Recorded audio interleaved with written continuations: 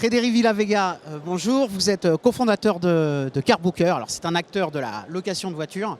Alors, désolé, il est peut-être moins connu que Avis ou quelques autres. Oui. Alors, est-ce que vous pourriez, en quelques mots, nous dire de quoi il s'agit? Bonjour David. Carbooker, c'est simple, c'est la première marketplace B2B de location de voitures.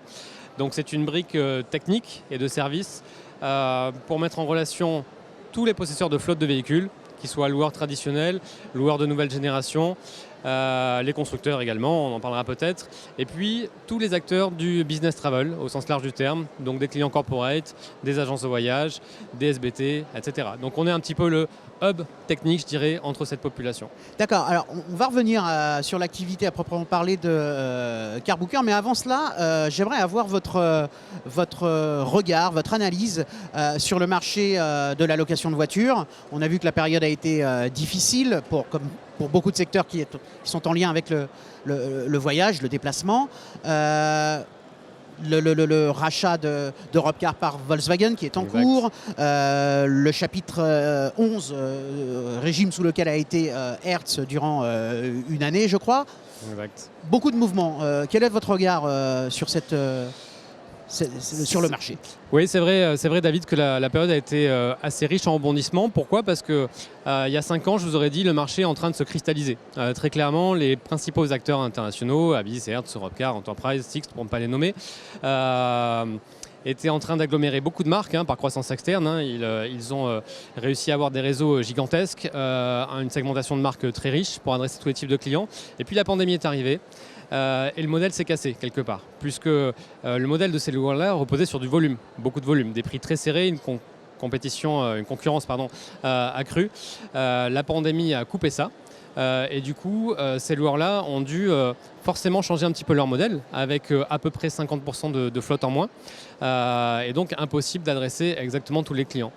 Et cette période qui a été forcément difficile pour les gros acteurs, qui en plus étaient privés de leur clientèle essentielle qui arrivait normalement dans les hubs aéroportuaires, elle a profité à d'autres acteurs qui étaient un peu moins connus, plus régionaux au sens du monde, mais qui, eux, avaient une proximité avec leurs clients, une clientèle plus locale, ou des acteurs de nouvelle génération qui avaient encore un réseau qui n'était pas immense et qui ont quelque part profité de cette crise pour émerger.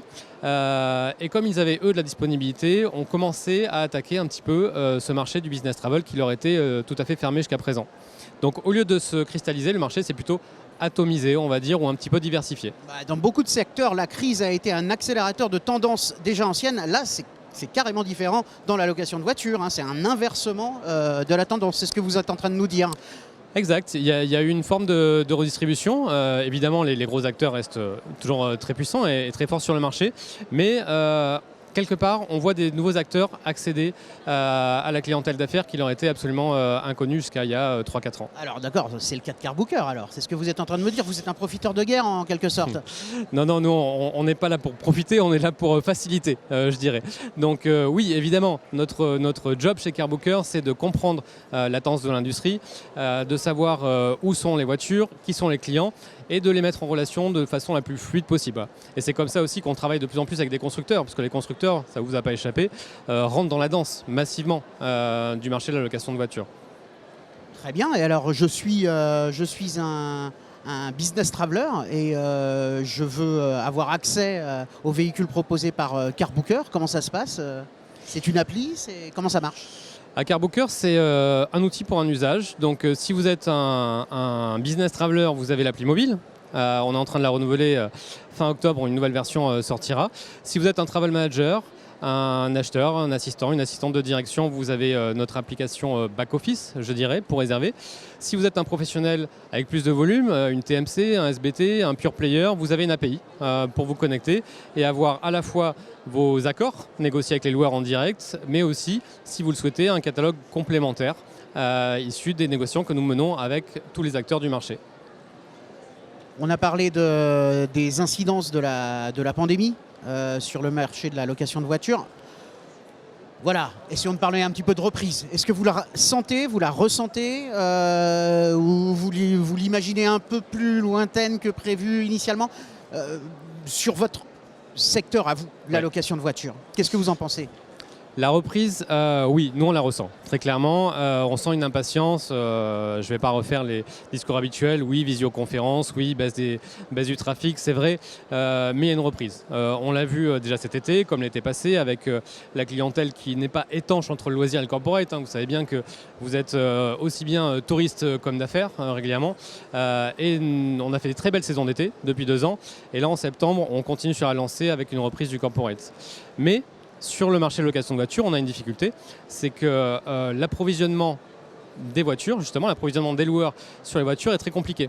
Expliquez-moi ça.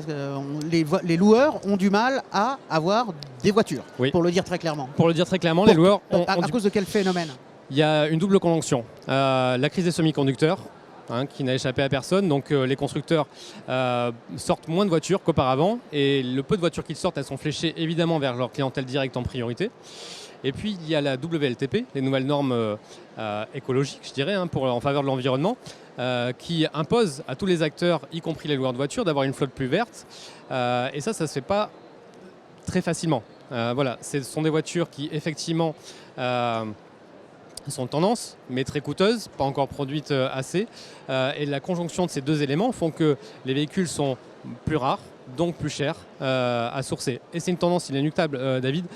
Très clairement, tous les constructeurs annoncent de toute façon une électrification de la flotte d'ici 5 à 10 ans. Même une marque qui est chère à mon cœur, Alfa Romeo, annonce que tous ces véhicules seront électriques dans 5 ans. Vous imaginez bien que si Alfa le fait, tout le monde va le faire.